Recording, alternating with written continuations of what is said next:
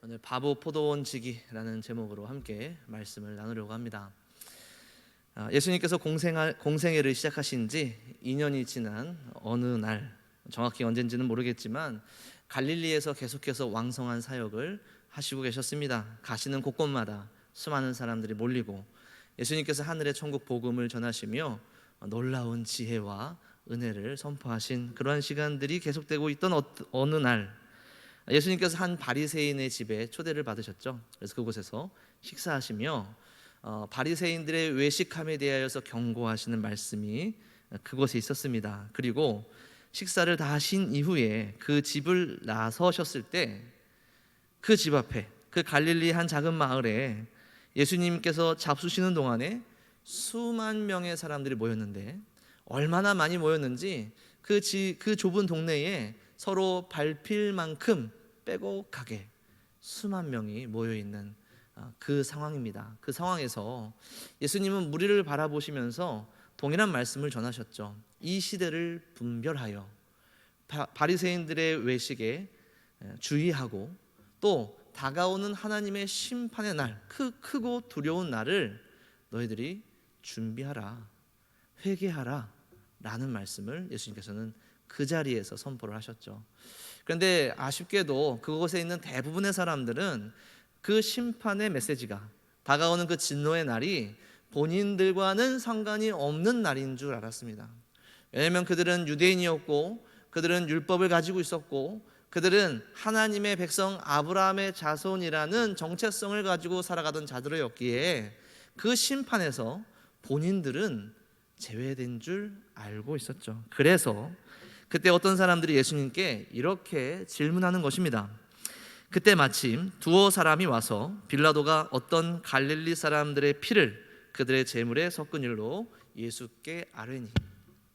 정확히 어떤 이유로 무슨 사건이 있었는지 상세하게 알 수는 없지만, 아마도 유월절에 그 희생 제물을 드리러 예루살렘에 갔던 이들 중에 누군가, 갈릴리 사람들 중에 누군가가 빌라도의 눈밖에 났던 모양입니다. 그래서 빌라도가 그들이 가져온 희생 제물과 함께 한 자리에서 죽여 그 피가 그 제물의 피와 뒤섞여서 흐르게 하는 끔찍한 일이 있었죠.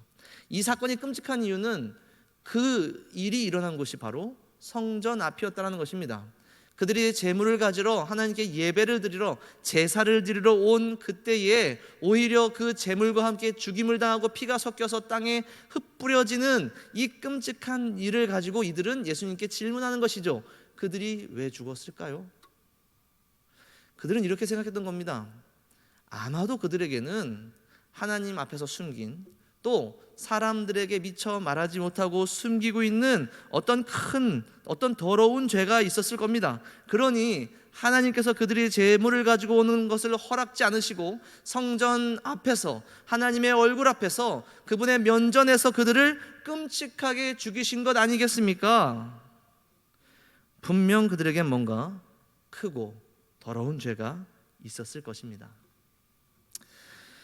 아마 이와 비슷한 일들이 오늘 이 시대에도 일어나고 있음을 우리는 잘 알고 있습니다. 그리고 이런 일들이 일어날 때에, 이런 충격적이고 이해할 수 없는 수많은 죽음들이 한순간에 일어났을 때에 우리는 이와 비슷한 생각을 할 때도 있을 것입니다. 그들에게 어떤 잘못이 있는가? 저 나라에, 하나님을 알지 못하는 저 나라의 하나님이 심판을 내리고 계시는가? 조금 무거운 이야기를 해야겠습니다. 지난 10월 29일에 이태원에서 156명이 넘는 젊은이들이 한순간에 너무나도 황망하게 생명을 잃은 사건을 우리는 잘 알고 있습니다.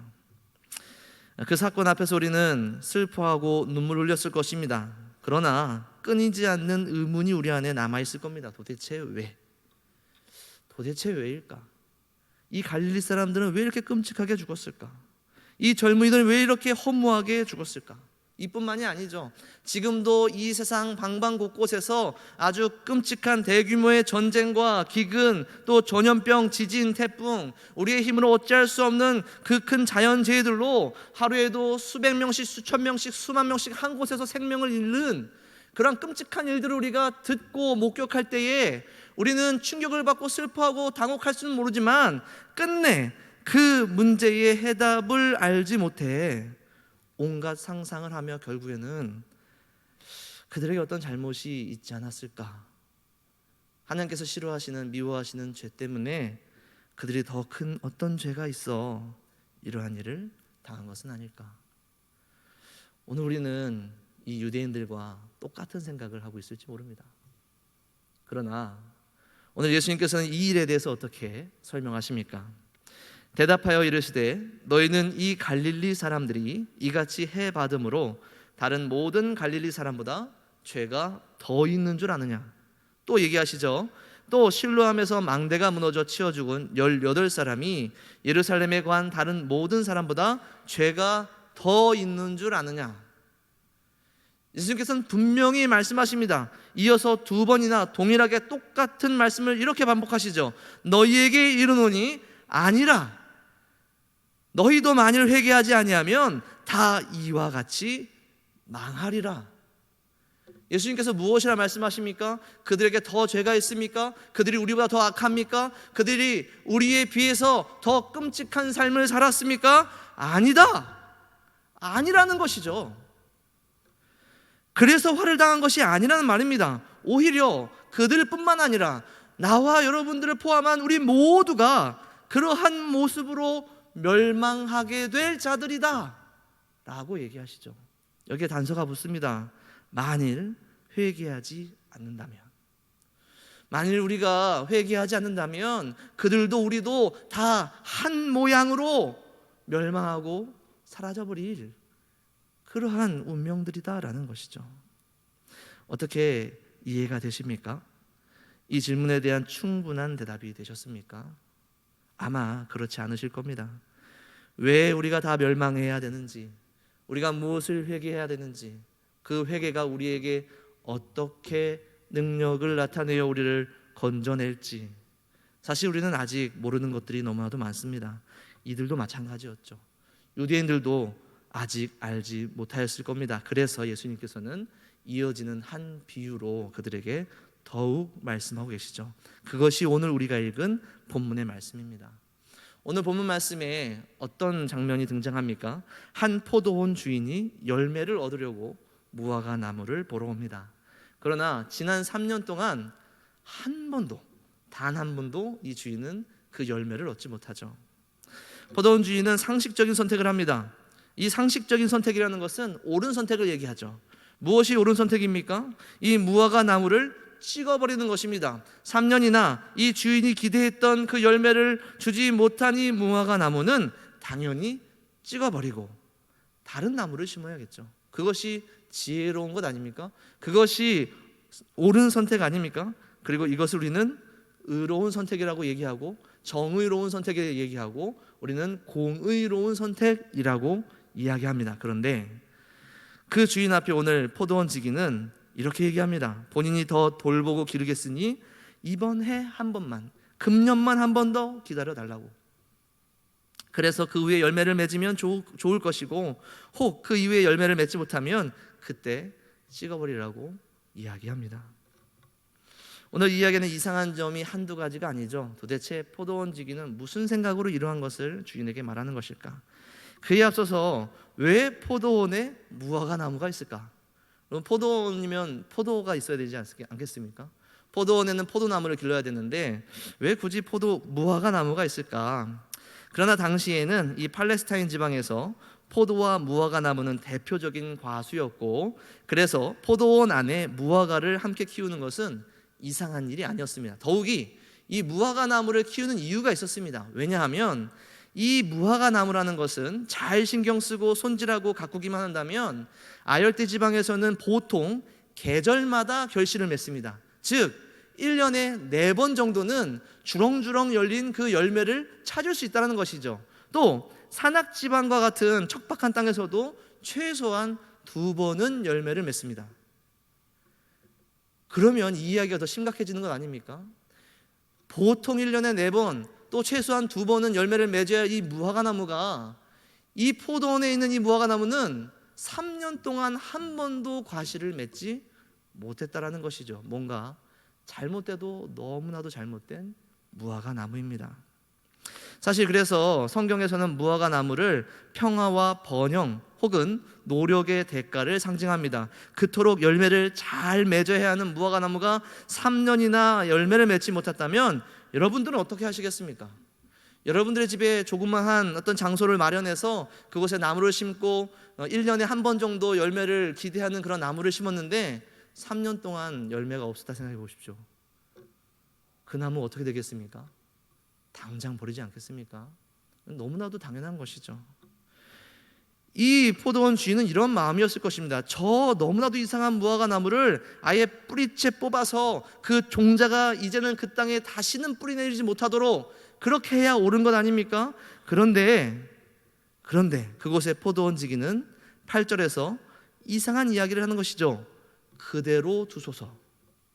여러분, 이 그대로 두소서라고 번역된 헬라어 아피엠이라는 단어는 허락하다, 용서하다, 그대로 두다 라는 단어입니다. 즉 오늘 8절의 말씀을 이렇게 바꿀 수도 있는 것이죠. 포도원 지기가 이렇게 얘기하는 겁니다. 그러나 주인님, 그를 용서해 주세요. 그러나 주인님, 이 무화과 나무를 한 번만 더 용서해 주세요. 너무나도 바보 같은 말 아닙니까? 열매가 없어도 심지어 몇 년이나 기다리고 보살피고 갖고 오는데도 아무 열매를 맺지 못한 이 무화과 나무를 다른 이유 없이, 다른 조건 없이 한 번만 더 용서해 달라고, 금년만 더 내버려 달라고 기회를 달라는 것은 오직 한 가지로밖에는 설명할 수 없습니다. 이 무화과 나무를 이 포도원 지기는 굉장히 아꼈다. 그냥 아낀 것도 아니고 이 나무가 아니면 안 될 만큼 간절한 사랑으로 이 나무를 아꼈다. 상식적으로 이해가 되시나요? 무화과 나무를 기르는 이 포도원 지기가 이 나무를 이렇게 사랑할 수 있다는 것은 참 이해가 되지 않는 일입니다. 그런데 우리는 이러한 일들이 이 세상 가운데서 실제로 일어났다는 것을 알고 있습니다. 말도 안 되는 사랑이 이 세상 가운데에 실제로 있었다는 것을 우리는 알고 있습니다. 마치 포도원 지기가 무화과 나무를 사랑했듯이 하나님께서, 살아계신 하나님께서 전혀 사랑할 것 없는, 전혀 아름다운 구석이 없는 죄로 오염되고 부패한 우리들을 그토록 사랑하신 사건이 실제로 이 땅 위에 있었다는 것을, 그 자비와 그 은혜가, 정말 말도 안 되는 그 일이 실제로 있었다는 것을 우리는 잘 알고 있죠. 여러분, 최초의 포도원을 여러분 기억하십니까? 하나님께서 이 땅에 일구신 최초의 포도원 어땠습니까? 눈부신 빛과 미지의 어둠, 낮과 밤, 신비한 궁창과 궁창, 해와 달과 별, 푸른 하늘과 넓은 초장, 비옥한 땅, 온갖 열매가 주렁주렁 달려있는 울창한 숲과 동산, 그곳에 숨으신 두 사람, 그 포도원에, 에덴이라는 그 포도원에 심으신 두 사람, 누굽니까? 아담과 하와 아닙니까? 그들이 어떤 열매를 맺었죠? 오히려 죄를 이 땅에 가지고 오지 않았습니까?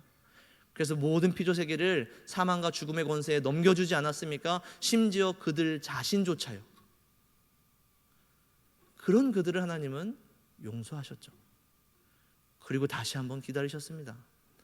그 위에 어떤 포도원이 있습니까? 하나님께서 세우신 다음 포도원, 여호와께서 애굽에서 광야에서 가나안 족속들과 수많은 강대국들 사이에서 이스라엘을 지키시고 가나안 땅에 하나님의 펴신 팔로 기가 막히게 아름답고 튼튼한 울타리를 빙 둘러서 그 땅에, 그 가나안 땅에 극상품 포도나무인 이스라엘을 심으셨는데 그들이 맺은 열매는 어땠습니까? 우상숭배 아니었습니까? 음행 아니었습니까? 하나님을 의지하기보다 그들 주변에 있었던 강대국들을 더 의지했던 그러한 배반의 열매를 그들은 맺지 않았습니까?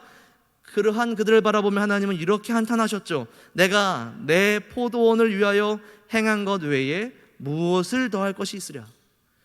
이 포도원을 위해서 하나님이 더 해주실 것이 없을 만큼 정성을 들이셨다는 것이죠.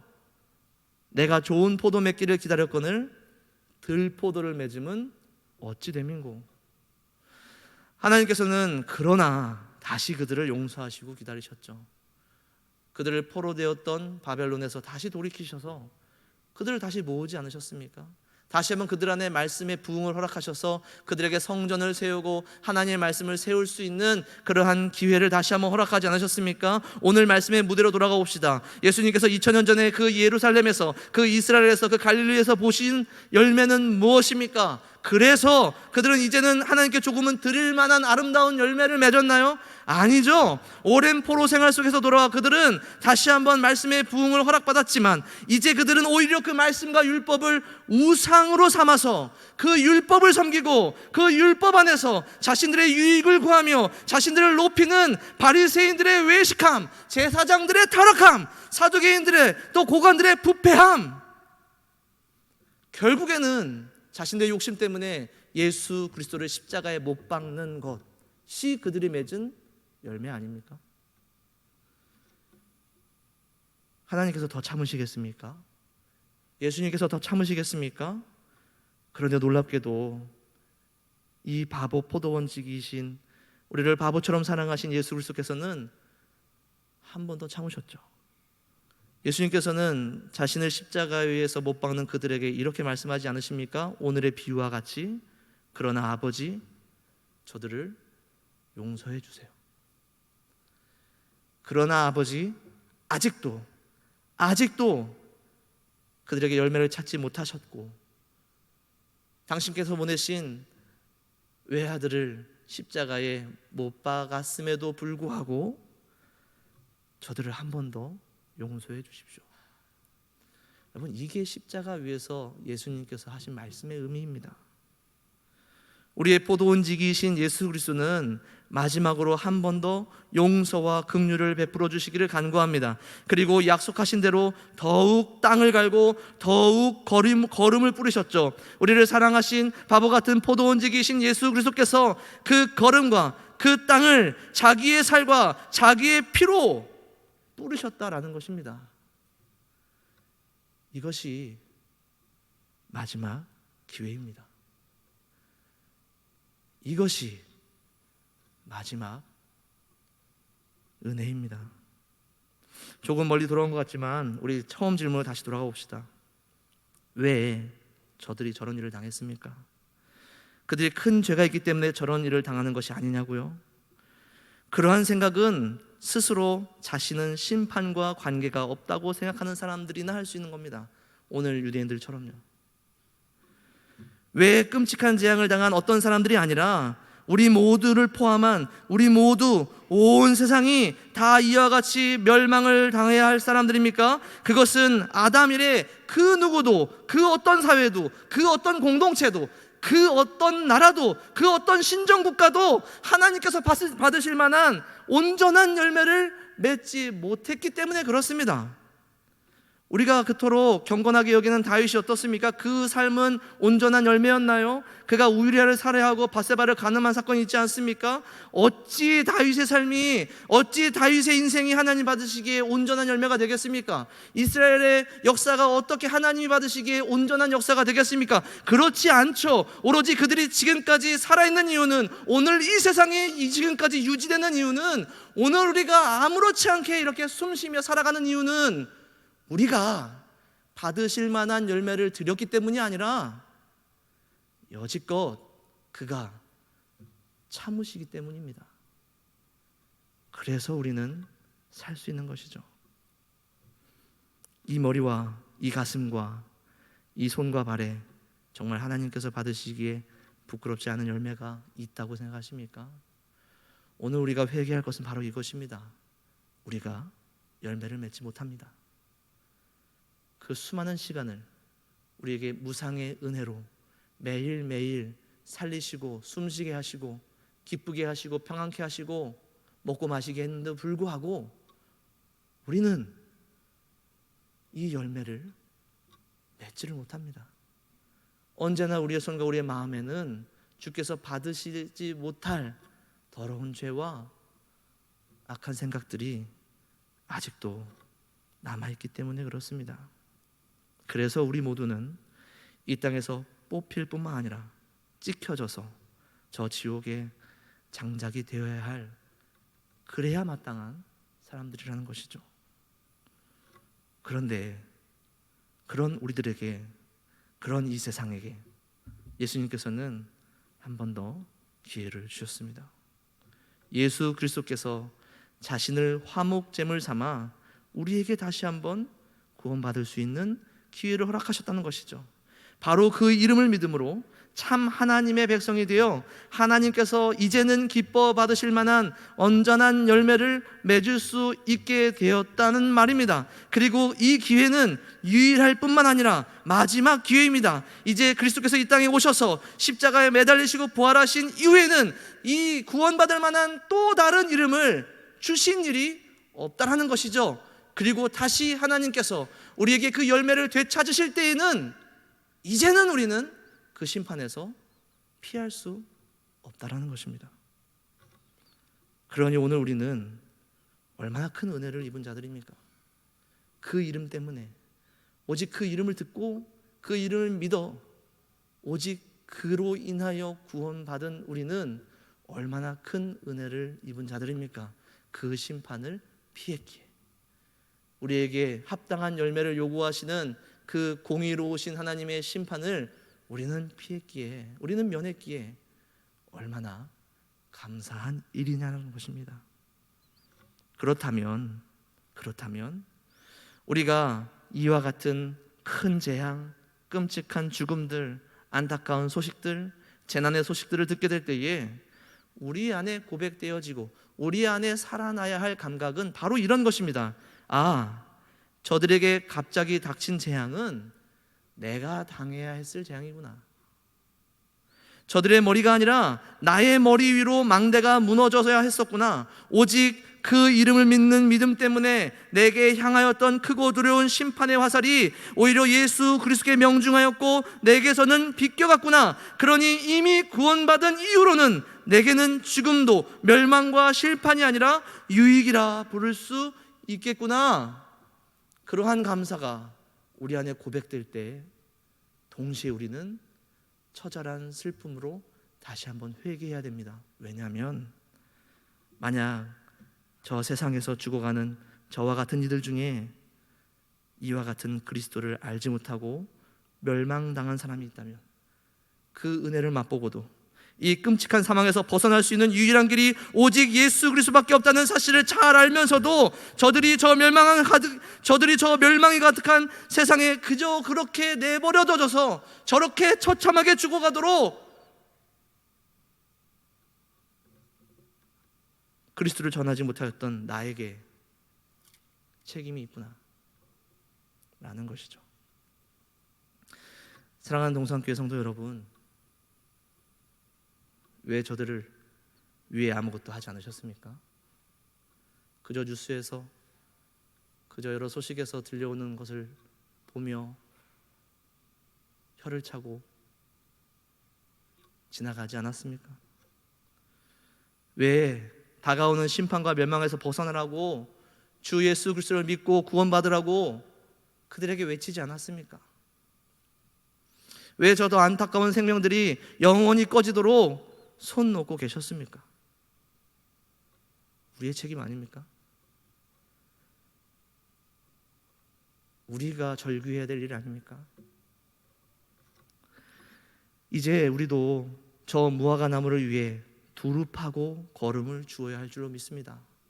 왜냐하면 우리도 우리를 사랑하신 포도원 지기 되신 예수 그리스도 때문에, 그분이 우리를 위해서 그 살과 피로 걸음을 두르시고 땅을 두르셨기 때문에 오늘 우리가 살 수 있지 않았습니까? 그것만이 유일한 길이라는 사실을 안다면 저 죽어가는 세상들을 바라볼 때, 저 멸망해가는 세상들을 바라볼 때 우리는 우리의 생명을 다하여 아주 급하게, 아주 힘을 내서, 아주 용기를 내서 그곳에 나아가 복음을 전해야 하지 않겠습니까? 오늘 이제 이 자리에 일어나 집으로 돌아가시면 어떻게 살아가시겠습니까? 또다시 우리를 위해, 자신을 위하여 세상 속에서 우리 스스로를 지키기 위하여 여러 가지 지혜를 짜내어 살아가시겠습니까? 우리가 해야 될 일은 그런 것이 아닙니다. 우리가 저 문을 나아가서 세상에 보내줬을 때에는 그리스도를 알지 못해 영원한 멸망에 이를 그 영혼들을 향하여서 언제 끔찍한 재앙으로 영원한 멸망에 빠질 수 또 있는 저들을 향하여서 힘을 내요. 용기를 내요. 복음을 전하는 삶을 살아야 할 줄로 믿습니다. 그렇게 가시는 곳곳마다 복음을 전하고 그곳에 멸망해가는 젊은이들과 또한 형제들과 자매들을 주 예수 그리스도로 이끌어 구원하게 이르는 주의 백성들이 되시기를 간절히 소원합니다. 기도하시겠습니다.